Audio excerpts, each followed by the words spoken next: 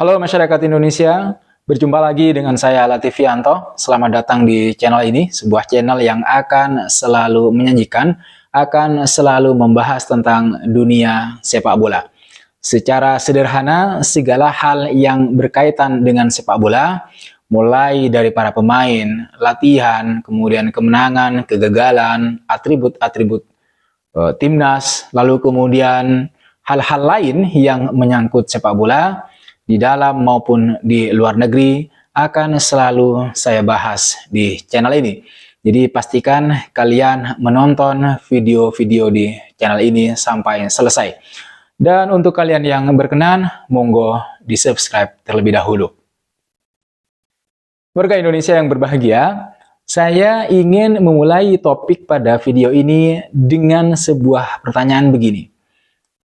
Apakah hasil drawing putaran yang ketiga kualifikasi Piala Dunia 2026 zona Asia yang berlangsung pada tanggal 27 Juni di Kuala Lumpur, Malaysia itu adalah settingan? Saya mau disclaimer dulu teman-teman sekalian, video ini saya produksi karena terinspirasi oleh salah satu komentar seorang teman di video saya sebelumnya. Nama akun YouTube-nya itu Mr. Paper Sikumbang. Jadi dia komentar apakah drawing kualifikasi Piala Dunia putaran yang ketiga itu settingan atau sudah diatur. Saya tahu alasannya karena baik Thailand, Vietnam maupun Indonesia itu sama-sama berjumpa dengan Jepang, Australia, dan Arab Saudi. Komentar tersebut itu agak menarik. Jadi saya buat video ini secara khusus untuk membahas komentarnya itu. Jadi mari kita bahas satu persatu di video ini. Pembagian grup putaran yang ketiga kualifikasi Piala Dunia 2026 zona Asia memang sudah selesai dilaksanakan pada tanggal 27 Juni di Kuala Lumpur, Malaysia. Undian tersebut itu memunculkan hasil di mana Indonesia, timnas kesayangan kita, berada di grup C bersama Jepang, kemudian ada Australia dan Arab Saudi. Dan juga ada Bahrain dan Cina. Hasil undian ini itu memunculkan satu kesamaan, di mana dalam 3 edisi yang berbeda, tim-tim dari Asia Tenggara yang lolos ke putaran yang ketiga itu selalu berada satu grup bersama Jepang, Australia, dan Arab Saudi. Ketiganya merupakan negara dengan poin tertinggi di potnya masing-masing. Di Piala Dunia tahun 2018, Thailand itu berada satu grup dengan ketiganya. Lalu di Piala tahun 2022, Vietnam juga berada satu grup dengan 3 negara tersebut. Dan yang terbaru untuk Piala Dunia tahun 2026, Timnas Indonesia juga berada dalam satu grup dengan 3 negara tersebut, yaitu berada di grup C. Kalau dipikir secara sepintas, memang ini tampak seperti sebuah settingan, sudah diatur. Karena tidak mungkin ada kebetulan sampai 3 kali, yaitu mulai dari Thailand di tahun 2018, kemudian Vietnam di tahun 2022, dan yang terbaru Timnas Indonesia di tahun 2024 untuk Piala Dunia tahun 2026. Agak susah menyebut ini sebagai sebuah kebetulan memang. Tapi kalau ditarik sebagai sesuatu yang sudah diatur sebelumnya, juga tidak mungkin teman-teman. Karena hal ini pasti akan menimbulkan kontroversi. Yang enak memang menerima ini sebagai sebuah kebetulan. Artinya kebetulan dalam 3 edisi, Thailand, Vietnam, dan Indonesia itu berada satu grup dengan Jepang, kemudian Australia, dan Arab Saudi. Jadi kita tarik saja sebagai sebuah kebetulan. Artinya jika kita berkaca dari format yang berbeda dan peta kekuatan sepak bola di Asia yang tidak banyak mengalami perubahan, hasil drawing putaran yang ketiga memang kita sebut sebagai sebuah kebetulan dan bukan settingan. Sedangkan jika melihat penampilan 2 negara ASEAN sebelumnya, yaitu Thailand dan kemudian Vietnam, keduanya memang sama-sama terhenti di putaran yang ketiga dan menjadi tim juru kunci. Apakah ini juga akan menjadi alamat bagi Indonesia bahwa mungkin saja Indonesia juga akan terhenti di putaran yang ketiga? Tentu saja kita tidak berharap kejadian yang sama yang menimpa Thailand lalu kemudian Vietnam masing-masing 2018 dan di tahun 2022 juga akan dialami oleh timnas Indonesia. Jika dilihat dari perkembangan timnas Indonesia sendiri yang sudah mulai mengalami peningkatan dari waktu ke waktu, saya pikir Indonesia bisa bersaing di grup C, terutama ketika berhadapan dengan Bahrain dan kemudian Cina. Artinya sejak sekarang, jajaran ofisial dan pelatih harus memikirkan bagaimana caranya timnas Indonesia bisa memperoleh poin penuh dari dua negara tersebut, yaitu Bahrain dan Cina. Meskipun pada saat yang bersamaan tentu saja Bahrain dan Cina itu juga memiliki tekad yang sama, yaitu untuk mengalahkan timnas Indonesia. Saya berkata begini bukan berarti timnas Indonesia harus berhenti berharap untuk memperoleh atau mencuri atau minimal berbagi poin dengan Jepang, Australia, dan Arab Saudi. Tidak, bukan itu maksud saya. Jajaran pelatih itu juga harus memikirkan cara dan strategi untuk meredam permainan agresif Jepang, Australia, dan Arab Saudi. Bahkan kalau ada kesempatan untuk mencuri poin penuh dari mereka, itu juga harus dipikirkan oleh tim pelatih. Karena siapa tahu Indonesia memiliki keajaiban untuk menahan imbang atau bahkan memperoleh poin penuh dari mereka nanti di GBK.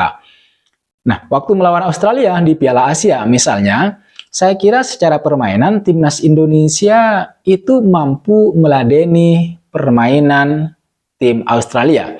Begitu juga ketika timnas menghadapi Jepang. Yang secara permainan ya saya kira juga tidak kalah jauh kualitasnya. Tapi karena tim Indonesia itu baru dibentuk dalam waktu mungkin setahun terakhir ini, maka timnas Indonesia hanya kalah dalam pengalaman dan jam terbang. Timnas Indonesia itu kan diisi oleh para pemain muda yang tentu saja belum syarat pengalaman di level dunia. Sementara timnas Jepang dan Australia itu sudah berkali-kali tampil di Piala Dunia. Predikatnya juga sangat prestisius, yaitu tim langganan Piala Dunia. Sementara Indonesia ini baru saja mau memulai, bahkan di level Asia kita juga baru sekali tampil di Piala Asia melalui jalur kualifikasi. Untungnya dengan lolos ke round ketiga ini, timnas Indonesia di tahun 2027 itu langsung otomatis lolos ke putaran final Piala Asia. Jadi pengalaman Jepang dan Australia yang sudah berkali-kali tampil di Piala Dunia itu menguntungkan mereka dalam menghadapi para pemain muda timnas Indonesia. Melihat kondisi ini, sebenarnya timnas Indonesia memiliki peluang untuk mengatasi permainan mereka, yaitu Jepang dan Australia, yang mudah-mudahan juga Arab Saudi. Asalkan timnas Indonesia terus memperbaiki diri, membangun chemistry untuk bekerja sama secara tim, dan kemudian mempertajam lini depan, yang meskipun sudah kedatangan Ragnar Oratmangun, serangan timnas Indonesia menurut saya juga belum cukup menjanjikan, belum cukup tajam. Maka saya sangat sepakat jika sebelum putaran ketiga dimulai pada bulan September mendatang, kalau bisa PSSI itu harus bergerak cepat untuk mengisi lubang di lini depan. Menambah lini depan dengan striker yang harus gol, yang predator, yang mau membela timnas Indonesia. Tugas ini hanya bisa, kalau dipikir-pikir memang hanya bisa dilakukan oleh PSSI. Dan saya yakin PSSI di bawah kepemimpinan Pak Erick Thohir bisa melakukan hal tersebut. Apalagi memang sudah ada bukti-bukti sebelumnya di mana PSSI sudah berhasil memprospek ya para pemain-pemain seperti Ragnar Oratmangun, kemudian Tom Haye, dan masih banyak yang lain. Teman-teman, jika sebenarnya kita boleh jujur, para pemain yang sudah ada saat ini sebenarnya masih belum cukup kuat untuk membawa timnas Indonesia melaju langsung ke Piala Dunia. Pun untuk melaju ke putaran keempat juga masih perlu diperkuat di beberapa sisi. Hanya saja kalau kita terus memikirkan bagaimana caranya terus menambah pemain baru, sementara pemain yang sudah ada tidak dimaksimalkan, ini akan menjadi satu kekeliruan yang fatal. Artinya, sambil menunggu pemain baru bergabung, pemain baru datang, yang hal ini akan menjadi tugas dari PSSI, maka jajaran pelatih harus terus berusaha keras untuk kemudian menaikkan level permainan timnas Indonesia. Ya, dengan cara memaksimalkan sumber daya yang sudah ada saat ini. Para pemain itu harus sadar diri untuk kemudian meningkatkan level permainan mereka. Karena pertarungan di putaran yang ketiga itu kan bukan pertarungan yang ecek-ecek, bukan pertarungan di level Asia Tenggara yang musuh-musuhnya ya sudah di mana pada menit ke-70 atau menit ke-80 itu sudah ngos-ngosan gitu. Jadi yang akan kita hadapi di putaran yang ketiga kualifikasi Piala Dunia itu adalah tim-tim langganan Piala Dunia yang secara jam terbang, yang secara pengalaman mereka sangat jauh di atas kita, di atas timnas Indonesia. Namun kita tidak perlu berkecil hati teman-teman, karena bola itu kan bundar. Apapun bisa terjadi. Selama kita mengusahakan yang terbaik, maka hasil terbaik yang akan dapat kita raih juga. Oke teman-teman, sampai di sini dulu menurut saya pembahasan kita. Jangan lupa like, komen, dan subscribe. Sekali lagi kita harapkan timnas Indonesia terus memperbaiki diri, menaikkan level permainan, hingga kemudian nanti di putaran ketiga mampu mengatasi permainan-permainan dari tim-tim langganan Piala Dunia seperti Jepang, kemudian Australia, dan Arab Saudi. Dan kita anggap Bahrain dan Cina sebagai sasaran, sebagai target utama bidikan kita untuk memperoleh nilai penuh, memperoleh poin sempurna. Saya kira itu, jangan lupa like, comment, dan subscribe. See you on the next video.